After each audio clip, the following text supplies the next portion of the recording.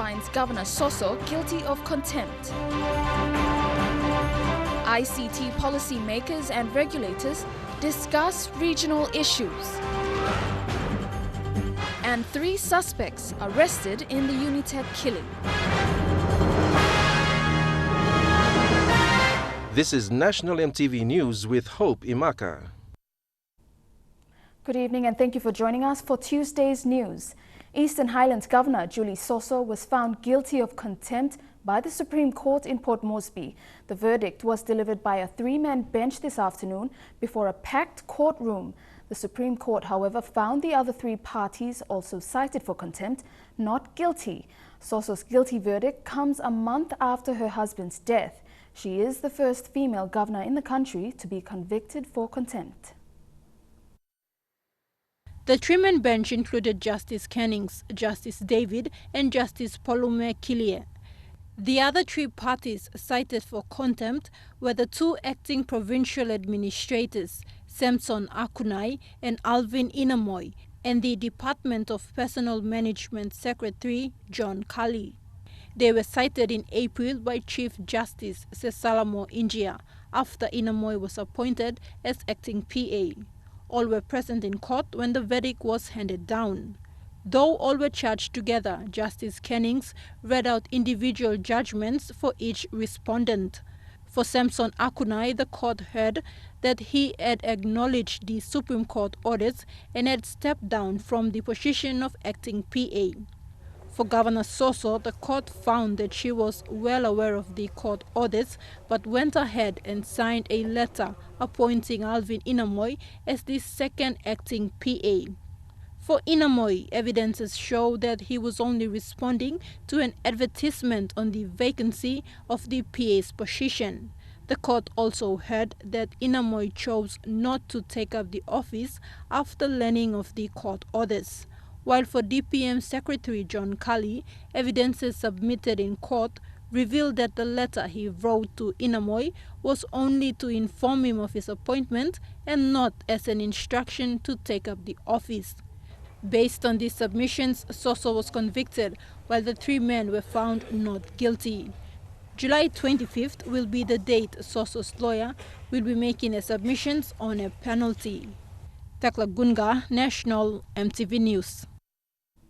A shop owner at Gerahu's 2-4 market has questioned raids conducted by the Special Service Division of the Royal Papua New Guinea Constabulary over the weekend. The owner says no search warrant was presented by the police officers who forcefully entered his residence and raided the shop. Nearly 90,000 kino worth of goods and cash were taken by the SSD unit in 2 separate raids in a day. This is the 2nd time police have raided a 24-hour shop. At around 2 a.m. on Saturday morning, armed members of the Special Service Division entered the premises forcefully, ransacking the building, including private valuables of the employees, and assaulted staff and residents there.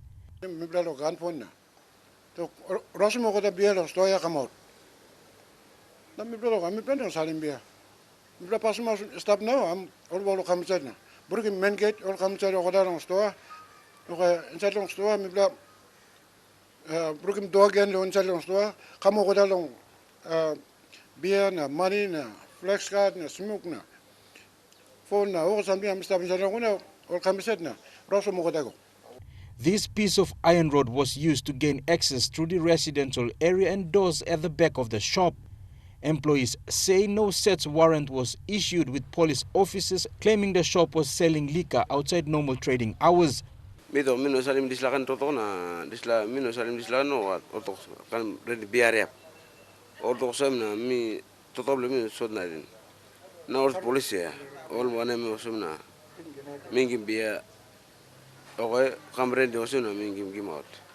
Apart from confiscating alcohol and other spirits, police also seized flex cards, cigarette packets and cash. All put him gunpoint, all threatening him. Then I'm all walking along like long or yet inside long store. Then I'm all carrying over something property from or carrying. The actions by the members of the SSDF raised questions over the command of police personnel. The shop owner and residents condemned the actions by police and are calling on Police Commissioner Gary Bucky to establish an internal investigation into this matter. Maybe just hide number they think police just come. No, feel good. Just come from one black instead force na come fight him. Now plus sister too na him threaten me plus one black. Police are yet to respond to these allegations and purpose of raid. Jack Lapava Jr. National, EMTV News. The election of a governor by the Hela Provincial Assembly has been deferred to a later date. The Hela Provincial Assembly met today in Tari to vote a governor. However, there were disagreements into who is to cast and vote. This caused the chair to adjourn the meeting. The two candidates for the vacant seat are member for Koma Magarima Francis Potape and member for Koroba Lake Kopiago Philip Undialu. A three-day forum has brought together over 100 telecommunication and ICT policy makers and regulators from the Pacific region to discuss issues they face. Some of those challenges include international connectivity for the Pacific, high mobile roaming charges, and cybercrime and internet policy.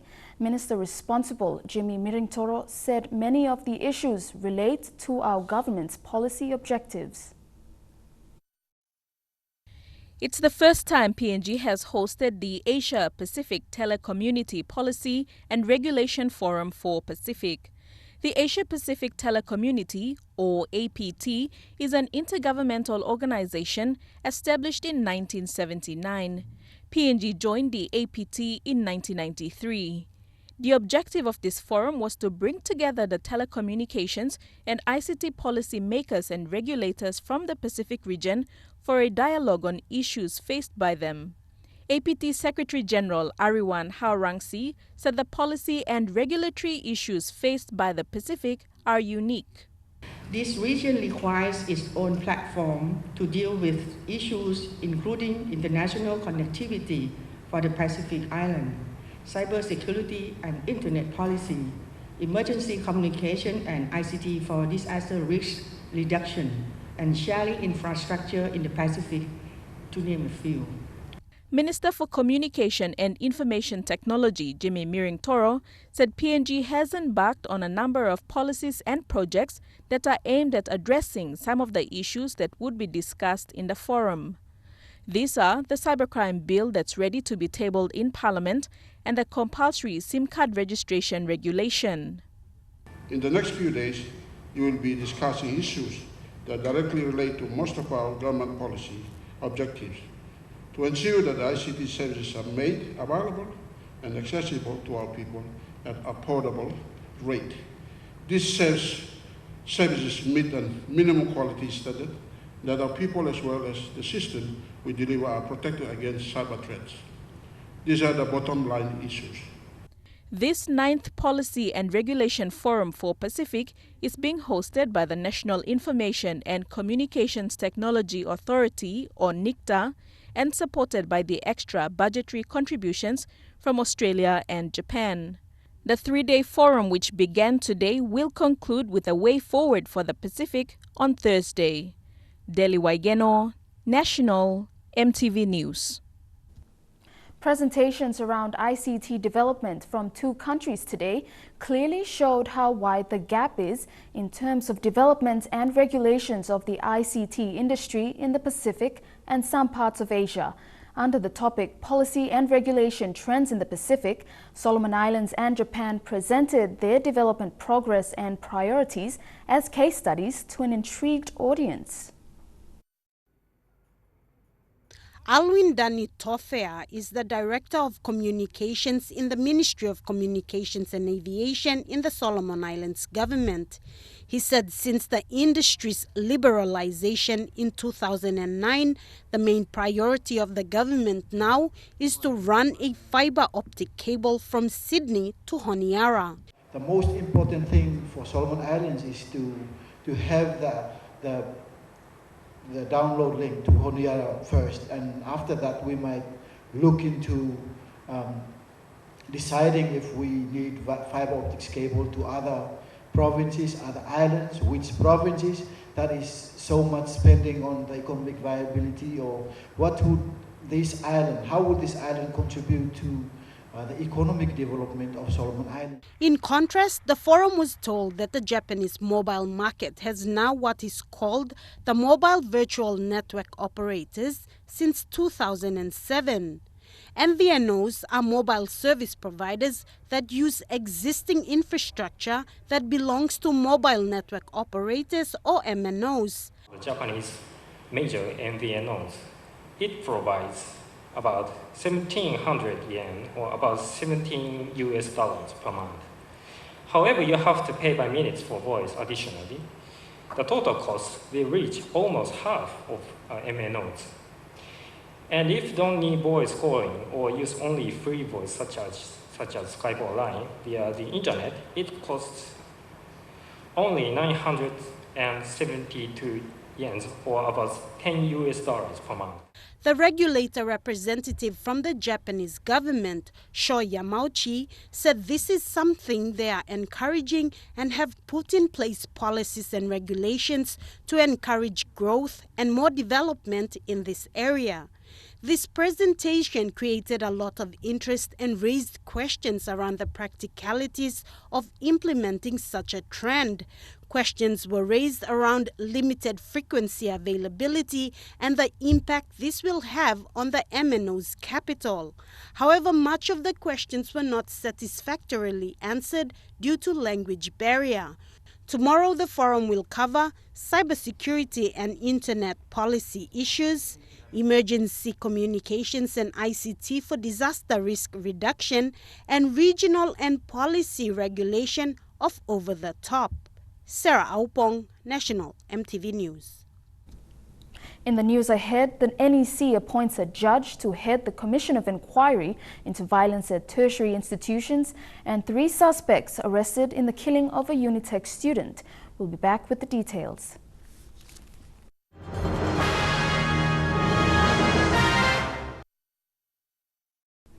Welcome back to the news. The National Executive Council has appointed retired Judge Justice Warwick Andrew as the chair of the Commission of Inquiry into recent violence at the university campuses in the country. Justice Andrew will be supported by a team of technical and legal experts who will soon be appointed.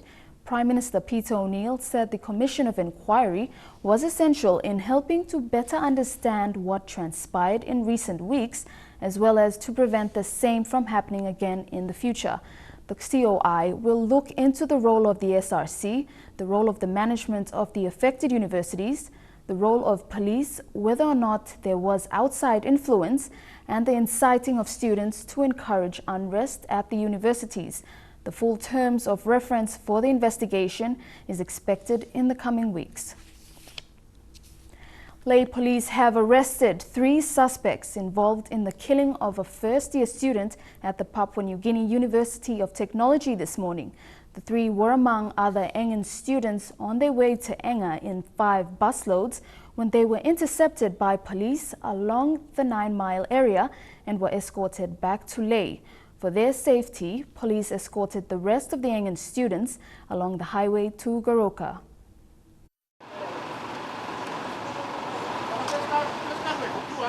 The 5 buses were brought to Lae Central and the students held at the station while an eyewitness identified the suspects. We must understand that not all the Engen students have taken part in or are suspected of, committing the crime.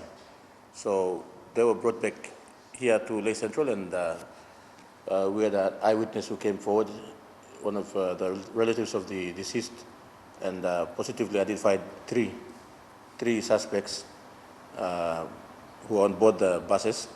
Many of the students were not well aware of the events that had happened and had fled the campus out of fear. After the suspects were identified, the others were released. So the 3 suspects have been locked in our police cells here. Wagambi said this afternoon, by tonight all 3 suspects will have been processed and charges laid. The rest were released and police escort provided to Goroka, where Goroka police would continue the escort to Mount Hagen. The Leh Metropolitan Commander for now is calling on eyewitnesses to come forward to assist police with the investigation in order to fast-track the investigation. He said the earlier incident involving a second-year student who was slashed and admitted at a private hospital was taking too long as no witnesses were willing to come forward and give their statements. Mata Luis, National EMTV News, Leh. The National Security Advisory Council has made a series of recommendations to Cabinet, including one that recommends a PNG Defence Force call-out if necessary. The NSAC met yesterday and released a statement late in the afternoon. NSAC has also recommended that a curfew be imposed at the University of Technology. Leh Police, meanwhile, have maintained a strong presence at Unitech after the killing of a student on Saturday night. The National Security Advisory Council is a body that advises the national government on internal and external security matters. Yesterday they met late into the afternoon, released a statement, and they've made several recommendations that have been passed on to the National Executive Council. For Unitech, one of the main recommendations is the imposition of a curfew. Since Sunday, after the killing of the first-year student, tensions have remained relatively high. Again, yesterday, police were quick to defuse a potentially nasty situation in which the Vice-Chancellor's vehicle was damaged. Also yesterday saw the exodus of students who'd been advised to leave, some going into campus under police escort. After a special Tutumang meeting this afternoon, the Morobe Governor, Kelly Naru, has supported in particular the recommendations for a PNG Defence Force call-out if necessary. If there is a need that the Defence Force be deployed in the interest of peace and security and good order, we would support that call.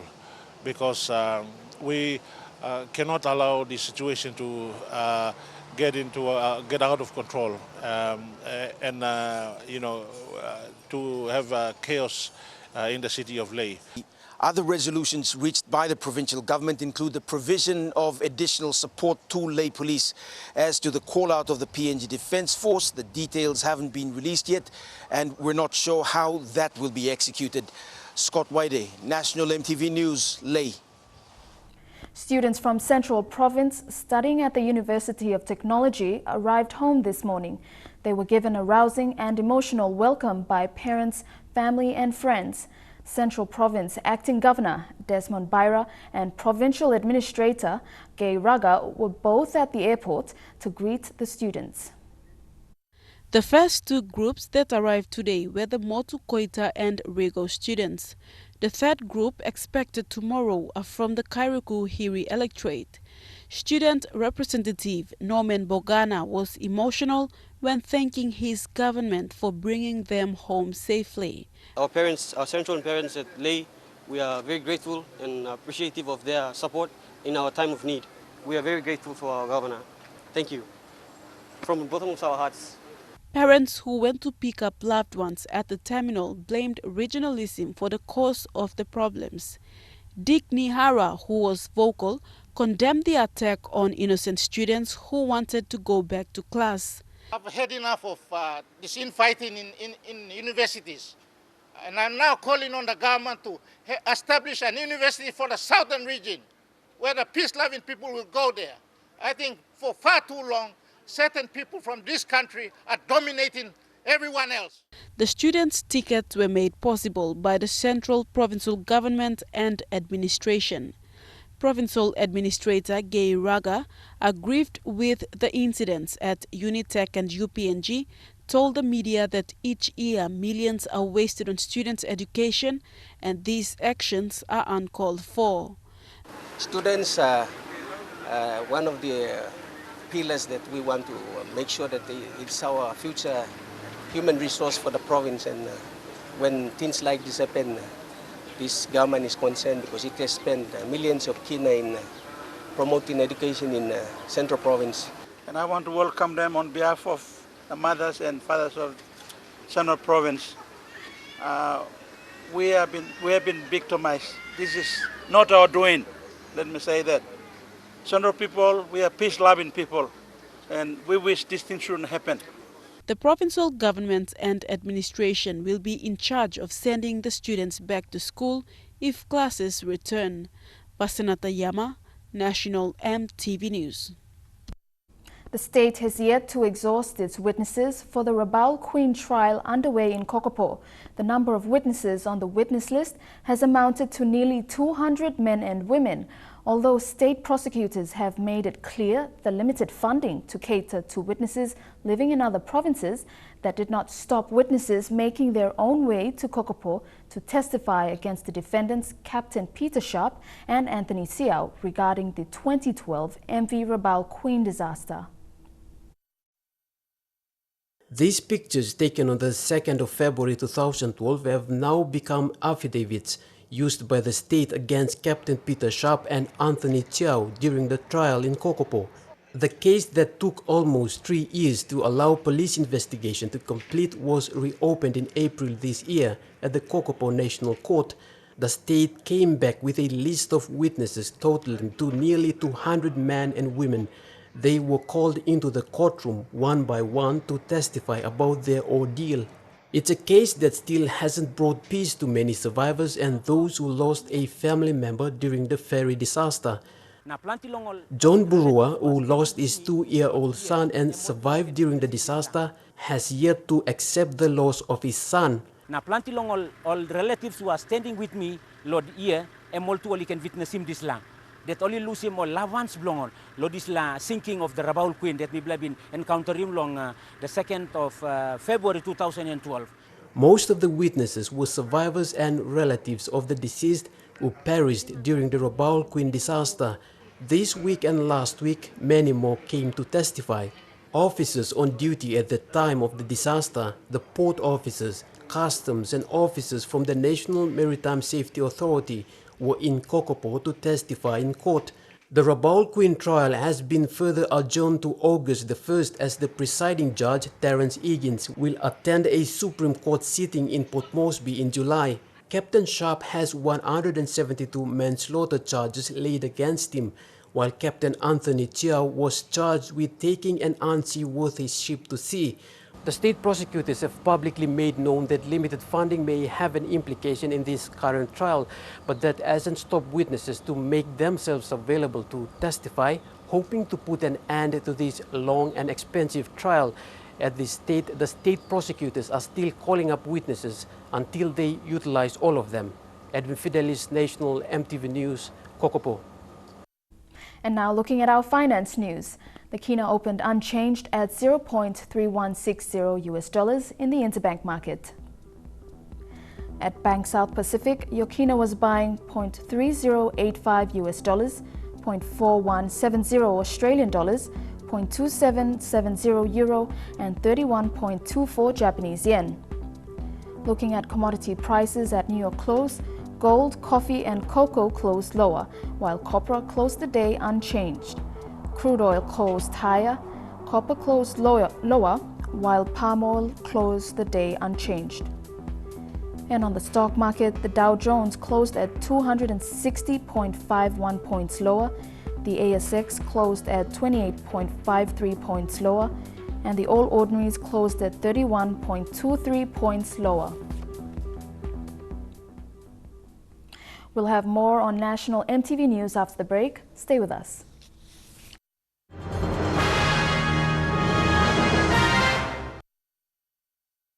Welcome back. The final Central Province Court Circuit will be conducted at Tapini in the Goilala district. National Court Judge Justice Penwell Mogish will be in Goilala to hear national court matters come October. Justice Mogish will review outstanding bench warrants and other pending cases. Apart from Kwikila and Berena, the National Court has also sat in Sogeri and Kupiano this year. Coffee farmers in the Fayantina LLG in Hanganofi district of Eastern Highlands have been urged to join cooperative groups that they can maximize their returns. The group officially launched its cooperative and coffee brand in the presence of the Coffee Industry Corporation management team and the Kunepa community. CIC General Manager Stephen Tumai stressed the need for youths to get involved in coffee and treat it as a business. Kunapea Ensing Coffee Cooperative is a community-based group in Kupana village. Coffee is produced by more than 50 cooperative members and has the potential to produce up to 50 to 20 tons green bean coffee per annum. CIC General Manager Stephen Tumie said Kunipea is now the business arm for coffee in Fayatina and they must all work together to improve their livelihoods. Cooperative Chairman Felix Overseer stated that Kunipea wanted to see Fayatina people tend to their coffee gardens and not wander aimlessly in towns. Kunipea is one of the progressive groups under CIC extension programs which has proved its potential, earning its place in the top 5 coffees in the 2014 National Coffee Cupping Competition. CIC Provincial Farmer Training and Extension Coordinator Samson Jack encouraged the people of Fayantina to get back to their coffee gardens and support Kunipea Cooperative in their initiatives to contribute to increased production, improve quality and access better market. He said they must form cooperative groups so they can be assisted by the government and industry players. Adelaide Sorox, Kari National, EMTV News. People living with HIV and AIDS are important and matter to society. This was the message from the Salvation Army General Andre Cox, who visited the Ella Beach House of Hope in Port Moresby. The General, together with Commissioner Sylvia Cox, are in the country to take part in the celebrations of the Salvation Army's 60 years of establishment in the country. Salvation Army's General Andre Cox and his wife Commissioner Sylvia Cox have been visiting Salvation Army centers to see some of the work the organization has achieved in the country. The visit to the House of Hope was an opportunity for them to see and talk to some of the people and children who have been supported by the program. And here in this House of Hope, it's not just a question of enabling people to know their status, but it's an opportunity for us to show them compassion and love and support. General Cox said while stigmatism is an issue faced by people living with HIV and AIDS, other key areas that needs to be addressed is lifting people out of the poverty level and improving the literacy rate. And it's not unique to PNG, so I see many positive things here, but of course one of the greatest challenges is how the benefits of a developed society then begin to be felt. You know, the material benefits, lifting people out of poverty is a huge challenge here. Apart from the celebrations, General Andre Cox said the visit is also to motivate his team to continue its Christian services to reach out to people in the community. This is the second trip for the General to the country, while it is the first for the Commissioner. The Salvation Army officially commenced in Papua New Guinea on the 31st of August in 1956. So 60 years is a celebration of a great history, but our focus isn't just looking back and thinking of the past. We have a very real mission and work to accomplish here in the present, and I believe as there is a bright future for PNG, there is a bright future for the Salvation Army, and there is a need for the Salvation Army. Marilyn Diaukatam, National, EMTV News. Remotest Telefomin district in the West Sepik province poses many challenges for data collectors, says West Sepik Provincial Planner Brian Pekiuma. He said accessibility to census units is only by plane and some kilometers of walk. Erica Rupma with this report.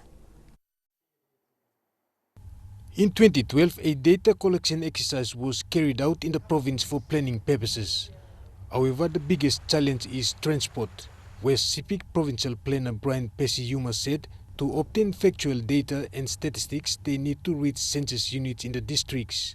We had to send out teams to all the districts and villages and wards in the province to collect baseline data for planning purposes. Particular case is Telefomin district, which Papuini is our generally listed as the most difficult district to reach. He said the only accessibility to the district is by plane, and to reach the census units is another few hours of walk. Otherwise, if we don't send people there to that selected census unit or selected ward, then we will be relying on guesswork, and then that's data that is not factual. National statistician Rocco Coloma said with the DHS, NSO is targeting at least 800 villages to obtain data. Giving an analogy, he said at least 80 to 100 mothers from the ages of 15 to 45 accessing health services will be surveyed. In essence, DHA's survey will enable data collectors to obtain statistics of people accessing government services in health, education and agriculture. Eric Arupma, National EMTV News. Now heading overseas, the United States expects the European Union and the United Kingdom to work out the timing of the transition process after Britain voted to leave the EU, the White House said yesterday. Spokesman Eric Schultz said the US expects close ties with the UK to remain intact. There has been pressure for Britain to trigger the process for exiting the bloc after Britons voted by 52 to 48% to exit the EU, which it joined more than 40 years ago. Poles in London expressed shock yesterday after a Polish centre in central London appeared to have become the latest victim in a spate of racially motivated hate crimes following last week's vote for UK to leave the European Union. Offensive graffiti calling on Poles to leave the United Kingdom was daubed on the Polish Social and Cultural Association, or POSC, on Sunday, 3 days after the Brexit vote, in which immigration was widely regarded as a key factor in the outcome. POSK Chair Joanna Mleczynska said she believed it was an isolated incident, adding that the centre had never had any similar encounters in the 42 years of being open. Well, when our staff came in on Sunday morning to open up the building as usual, they found this graffiti all across the front of the building here behind me. Obviously, they were very upset and they set about cleaning it off. They did take a photograph, but they cleaned it off as soon as possible, of course, because we didn't want our visitors coming in all day to be confronted by this very unpleasant message. The incident is being treated as a racially motivated hate crime, police said. Poles who've lived in London for many years expressed a shock and concerns over the incident. They're frightened. They basically never have ever encountered anything like that, not in this area, not in London.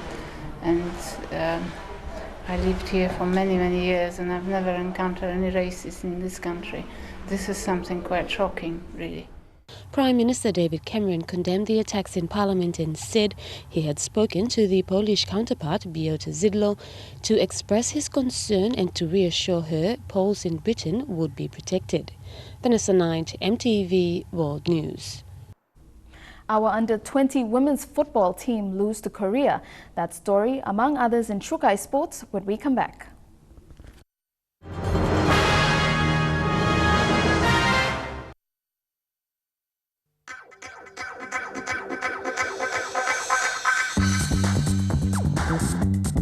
Trukai Sports.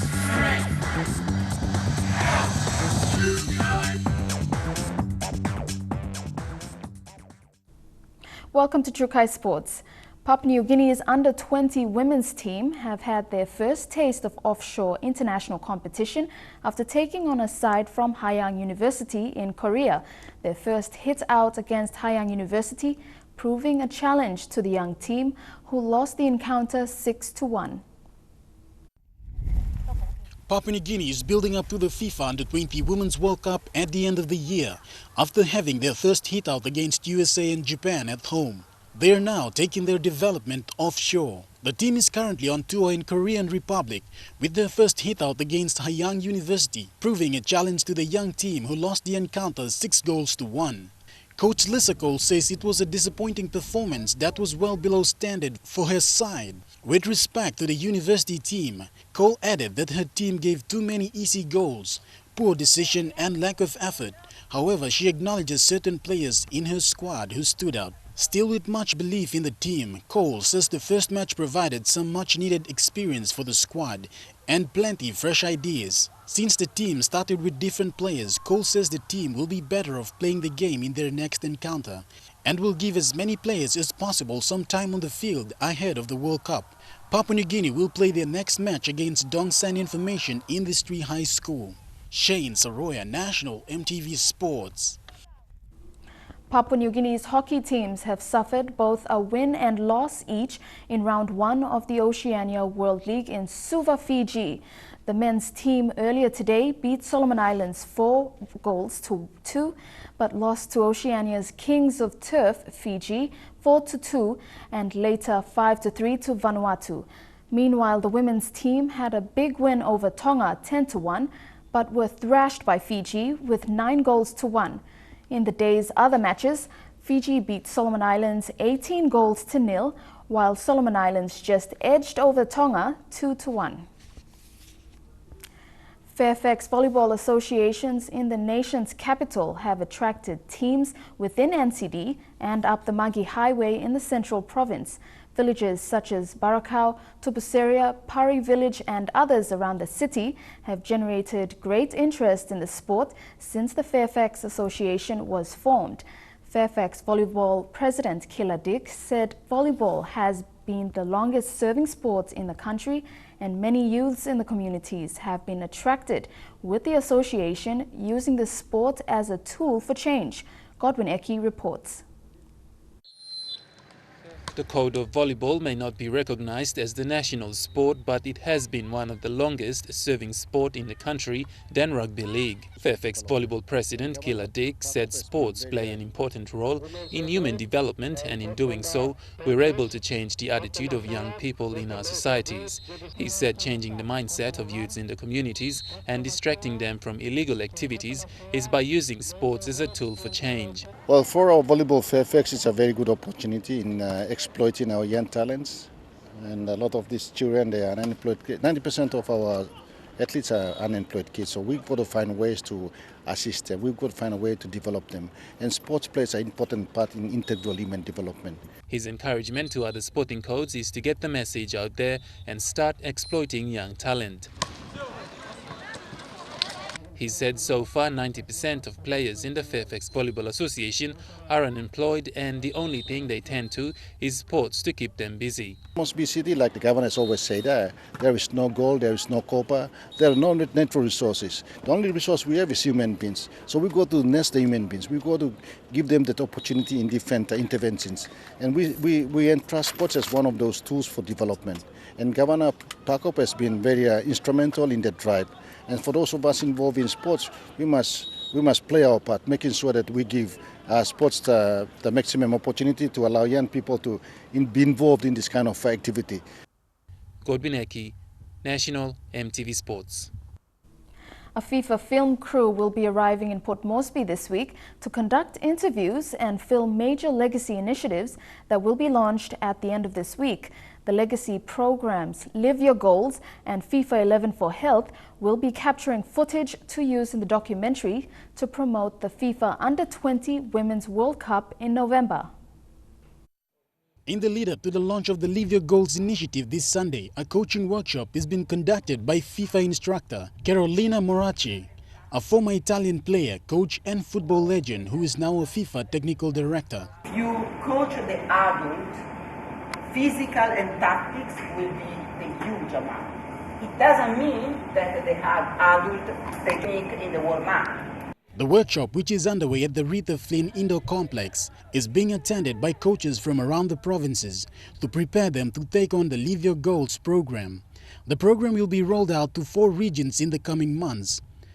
PNG Football Association Senior Vice President Linda Wonuhali, who addressed the workshop, stated that coaching courses is a platform through which the legacy programs will be channeled. The Live Your Goals campaign will be launched this Sunday and will coincide with the NCD Governor Post-Brexit's health initiatives with the Work of Life program, while the 11 for Health program will be launched on the 4th of July.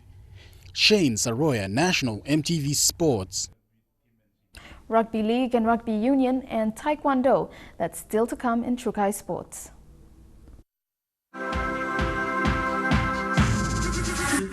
Trukai Sports. Welcome back. Schoolboys Rugby League has helped to create a pathway for players to excel in the sport. Trial matches are being held within the nation's capital by respective zones to select players vying for spots in Team NCD. This team will represent the city's schoolboys in the National Zone Championships in Leh next month. Godwin Eki reports. Schoolboys Rugby League in Port Moresby is currently playing trial matches in their respective zones around NCD. So far, teams have been broken up into 3 zones: Port Moresby South with their 15 school clubs, Northwest Zone with their 13 schools, and Northeast with 12 schools, and currently in their 5th round of matches. From the 3 zones, a final team will be finalized by July to represent Port Moresby to play in the Southern Zone trials in Leh. Now is the trial match for the East Zones to select the Moresby side. So this game now, currently Horn is underway, is a selected side from Northwest, Northeast, and Motokoita and Moresby South. They are having a trial match at the moment to select a Moresby team. He said many talents in the past were recognized through the Schoolboys Rugby League, such as James Seguiaro, Dion Aye, Israel Eliab, Wartobo Puara Jr., Warren Glare, and Albert Brothers from the SB Hunters, who are now playing for Penrith Panthers. The Schoolboys Rugby League is a very big competition, and it's under the PNG Rugby League, and we are running under PNG Rugby League's banner. And currently we don't have any sponsors from any business houses and any sponsor. We are running only purely on the registration club affiliations. Godwin Eki, National EMTV Sports. After close to a decade of hosting suburban rugby league matches, the Conne Tigers Oval is about to get a facelift. The Oval lacks proper water supply, ablution blocks to cater for players especially, and the ground played is in need of maintenance. Dineros Raiko reports. I'm here at Conne Tigers Oval, home Suburban Rugby League. Suburban Rugby League has been conducting matches here on these grounds, but as you can see, nothing much has been done about the facilities on ground. In the 80s or 8 to 7 years, this film been devolved. Starboard running downfield, but last year, freshman playing below, Suburban League Biliaki. Me come walk one time long. Last year, me tram long building this la field. Hamosan put him building fencing. Now, walking this la grandstand. The games hosted have contributed immensely to the growth of rugby league. However, the Oval has become an eyesore due to neglect. It has been a struggle for Pom Suburban Rugby League to maintain the hard grounds due to dry weather. And that too has resulted in many injuries sustained by players. You can see the field, the weather is not in favor of us. The field is quite dry, as most times we depend on the weather to come, and we're having problems with our field as well. We might possibly banking on the rain to come down. Lack of facilities, however, has not stopped players at Conne Tigers Oval from continuing to compete in bigger competitions such as the Southern Zone Confederation Cup. Dinero Straiko, National EMTV Sports. In the doom and gloom of last weekend's test match between the Australian Wallabies and England, Aussie coach Michael Cheika has made his intentions known to recall star halfback Will Genia, among other World Cup stars, for the Bledisloe Cup Series. Genia missed the 3 test matches due to a lengthy recovery process after surgery to his knee following the 2015 Rugby World Cup. While some may question his fitness and form, having played off the bench for French club Stade Francais, experience and the ability to read and control the game is what Cheika needs. He may have disappeared off the Australian rugby scene, but he very much remains on the radar and under the watchful eyes of coach Michael Cheika. Will Genia is one of the 4 who were evidently missing from the Wallabies during the last 3 test matches against England. But that's no longer a worry for Wallabies followers. Cheika has delivered the good news of Genia's return alongside veteran 5'8" in Matt Giteau and the ultimate backline duo of Adam Ashley Cooper and Drew Mitchell. Clever call there by Will Genia. He saw the space on the left, and Drew Mitchell gets his second try. While the grey cloud of queries continues to hover with doubts on the readiness of their return, with concerns of match fitness, Cheka believes it's just a matter of getting back into the squad. The Wallabies let down during the Test match series between England would have a lot to do with the team's lack of game management and the struggle of implementing their game plan. There was also arguably very little to no control or direction in the backline, with halfback Nick Phipps being a disappointment. But as the Wallabies kick-start their Bledisloe Cup campaign against the New Zealand All Blacks on the 20th of August, there will be the return of 286 Test caps in Giteau, Genia, Ashley Cooper and Mitchell. Lorraine Genia, National EMTV Sports. And that ends Trukai Sports. I'll have the weather details for the next 24 hours after these short messages. Trukai Sports.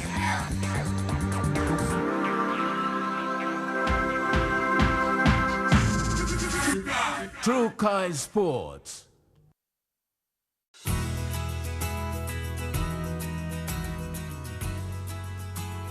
Your weather forecast for tonight and tomorrow. In the southern region, mostly fine and windy, stronger along the coast for Port Moresby, fine and windy for Daru, mostly fine for Kerma, evening showers likely with possible thunderstorms for Alatau, and a shower or two with possible thunderstorms for Popondetta. In the Momasa region, evening showers likely with possible thunderstorms for Lae, chances of evening showers with possible thunderstorms for Medang, and chances of brief evening showers for Wewak and Vanimo. In the New Guinea Islands, a shower or two with possible thunderstorms for Lorengau, few showers and thunderstorms for Kavieng, Kokopo, Rabaul, Kimbe and Buka. And in the Highlands region, chances of brief evening showers, then morning fog for all centres. Now recapping our main stories for tonight. Court finds Governor Soso guilty of contempt. ICT policy makers and regulators discuss regional issues, and 3 suspects arrested in the Unitech killing. And that's the news, sports and weather for tonight. On behalf of the entire news team, I'm Hope Imaka. Pleasant viewing. Good night.